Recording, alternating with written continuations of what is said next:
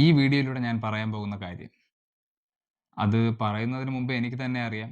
ഞാനെന്നല്ല, എന്നെപ്പോലെ 1000 പേർ പറഞ്ഞാലും യാതൊരുവിധ മാറ്റവും ഉണ്ടാകാൻ പോകുന്നില്ല. അത്തരത്തിലൊരു വിഷയമാണ്. ഈ ഫോട്ടോയിൽ കാണുന്ന പുള്ളിക്കാരനെ ഒരുപക്ഷേ നിങ്ങളൊക്കെ സോഷ്യൽ മീഡിയയിലൊക്കെ റീൽസിലൂടെയൊക്കെ കണ്ടു കാണും.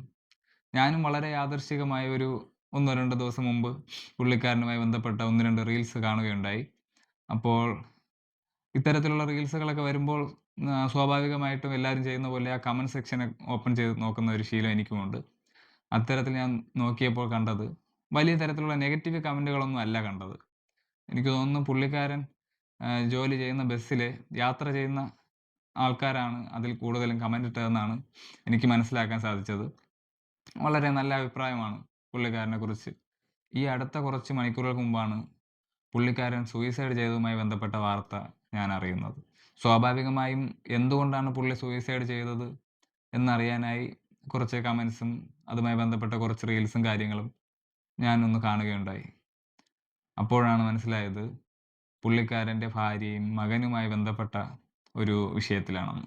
8 വർഷത്തിന് മുമ്പാണ് ഇവർ തമ്മിലുള്ള വിവാഹം കഴിയുന്നത്. അത് കഴിഞ്ഞ് 2 വർഷത്തിന് ശേഷം പുള്ളിക്കാരി വിദേശത്ത് ജോലിക്ക് പോവുകയും പുള്ളിക്കാരനും പുള്ളിക്കാരൻ്റെ അച്ഛനും അമ്മയും ചേർന്നാണ് അവരുടെ മകനെ വളർത്തുകയും ചെയ്തത്.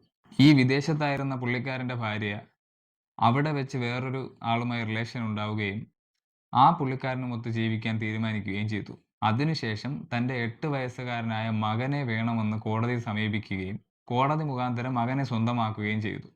ഈ വിഷയത്തിൽ മനംനൊന്താണ് പുള്ളിക്കാരൻ ആത്മഹത്യ ചെയ്തത്. ഈ വിഷയത്തെക്കുറിച്ച് സംസാരിക്കുന്നത് ഒരിക്കലും സ്ത്രീകൾക്കെതിരെയല്ല. ഇത്തരത്തിൽ എന്തും സ്ത്രീകൾക്ക് ചെയ്യാൻ കഴിയും എന്ന തരത്തിലുള്ള നിയമത്തെക്കുറിച്ചാണ് പറയുന്നത്. ഈ പുള്ളിക്കാരൻ സൂയിസൈഡ് ചെയ്തതുമായി ബന്ധപ്പെട്ട പോസ്റ്റുകൾക്ക് താഴെ ശ്രദ്ധിച്ചാൽ മനസ്സിലാവും, നിരവധി സ്ത്രീകളാണ് ഈ വിഷയത്തിൽ പ്രതിഷേധം അറിയിച്ചിരിക്കുന്നത്. അതുകൊണ്ട് സ്ത്രീകളെല്ലാം ഇത്തരത്തിൽ നിയമത്തെ മുതലെടുക്കുന്നവരെന്നോ മോശക്കാരെന്നോ അർത്ഥമില്ല. ഇനി മുതലെടുത്താൽ തന്നെ മുതലെടുക്കാൻ തക്കവണ്ണം ലഭ്യമായിട്ടല്ലേ. അതിന് കാരണം ഇവിടുത്തെ സിസ്റ്റമാണ്. ഒരു സ്ത്രീ ആയതുകൊണ്ട് മാത്രമല്ലേ ആ പുള്ളിക്കാരനെ ചതിച്ചതൊരു വിഷയമല്ലാതാവുകയും വളരെ സ്മൂത്തായിട്ട് മകനെയും കൊണ്ട് വേറൊരാളുമായി ജീവിക്കാനും ഇവിടുത്തെ നിയമം അനുവദിക്കുന്നത്. നേരെ മറിച്ച് ഈ സ്ത്രീ ചെയ്ത അതേ പ്രവൃത്തി ആ പുള്ളിക്കാരനാണ് ചെയ്തിരുന്നതെങ്കിലോ കാര്യങ്ങൾ ഇത്ര സ്മൂത്തായിട്ട് പോകുമോ?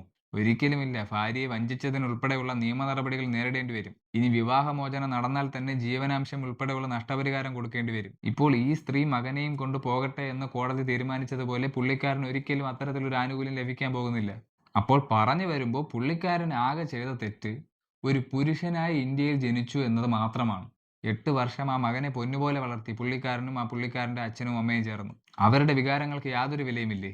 അതെങ്ങനെയാണ് ഒരേ കാര്യം സ്ത്രീയും പുരുഷനും ചെയ്യുമ്പോൾ നിയമത്തിന്റെ എല്ലാ ആനുകൂല്യങ്ങളും സ്ത്രീക്ക് മാത്രം ലഭിക്കുന്നത്? കഷ്ടതകൾ അനുഭവിക്കുന്ന സ്ത്രീകൾ ഇല്ല എന്നല്ല, അതുകൊണ്ട് നിരപരാധികളായ പുരുഷന്മാരും അനുഭവിക്കണമെന്നാണോ? നിയമമായാലും ഏതൊരു കാര്യമായാലും അതിനൊരു മിനിമം ലോജിക്ക് വേണ്ടേ? ആ മകനെ ശരിയും തെറ്റും പറഞ്ഞ് 8 വയസ്സ് വരെ വളർത്തിയത് അവന്റെ അച്ഛനാണ്. അതിനൊന്നും യാതൊരു വിലയുമില്ലേ? ഈ കണ്ട കാലം അത്രയും പുള്ളിക്കാരന്റെ ഭാര്യ വിദേശത്തായിരുന്നു. പുള്ളിക്കാരി പെട്ടെന്ന് ഒരു ദിവസം പറയുന്നു, ഞാൻ വേറൊരാളുമായി ജീവിക്കാൻ തീരുമാനിച്ചു. എനിക്ക് എന്റെ മകനെ വേണം. കോടതി പറയുന്നു, അമ്മയ്ക്ക് കുഞ്ഞിന്റെ മേൽ അധികാരമില്ലെന്നല്ല, ഈ 8 വർഷം വളർത്തിയ അച്ഛന് യാതൊരുവിധ അധികാരവും ഇല്ലേ എന്നാണ് ചോദിക്കുന്നത്. പുള്ളി സൂയിസൈഡ് ചെയ്തതിനു ശേഷം പുള്ളിയുടെ മരണാനന്തര ചടങ്ങുകൾക്കായി മകനെ വിട്ടുതരണമെന്ന് പറഞ്ഞപ്പോൾ ഒരു വിധത്തിലും ആ സ്ത്രീ അടുത്തില്ല. അവസാനം കുടുംബ കോടതിയിൽ പോയി കർമ്മം ചെയ്യുന്നതിന് മാത്രമേ 5 മണിക്കൂറത്തെ പെർമിഷൻ വാങ്ങേണ്ടി വന്നു. ഇത്രയൊക്കെ ചെയ്ത ആ സ്ത്രീക്കെതിരെ എന്തെങ്കിലും ഒരു നിയമ നടപടി കോടതി എടുക്കുമോ? ഒരിക്കലുമില്ല. ഇനി എന്തെങ്കിലും ഒരു കേസ് ചാർജ് ചെയ്യണമെങ്കിൽ തന്നെ ഈ പുള്ളിക്കാരന്റെ അച്ഛനും അമ്മയും കോടതി കയറി ഇറങ്ങേണ്ടി വരും. ഇനി കയറി ഇറങ്ങിയാൽ തന്നെ പ്രത്യേകിച്ചൊന്നും നേടാനില്ല. ഒരു സ്ത്രീയുമായി ബന്ധപ്പെട്ട വിഷയമാണെങ്കിൽ നിയമ നടപടിയെടുക്കാൻ യാതൊരുവിധ തെളിവിന്റെയും ആവശ്യമില്ല. അവളുടെ വാക്കുകൾ തന്നെ ധാരാളം. എന്നാൽ ഒരു പുരുഷനുമായി ബന്ധപ്പെട്ട വിഷയമാണെങ്കിൽ ഇതുപോലെ സംസാരിക്കുന്ന തെളിവുകൾ ഉണ്ടെങ്കിൽ പോലും യാതൊരു നടപടിയും ഉണ്ടായില്ല എന്ന് വരും.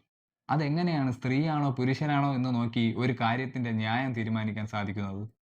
ഇതുപോലുള്ള വിഷയങ്ങൾ മുമ്പും ഉണ്ടായിട്ടുണ്ട്, ഇപ്പോഴും ഉണ്ടായി, ഇനിയും ഉണ്ടാവുക തന്നെ ചെയ്യും.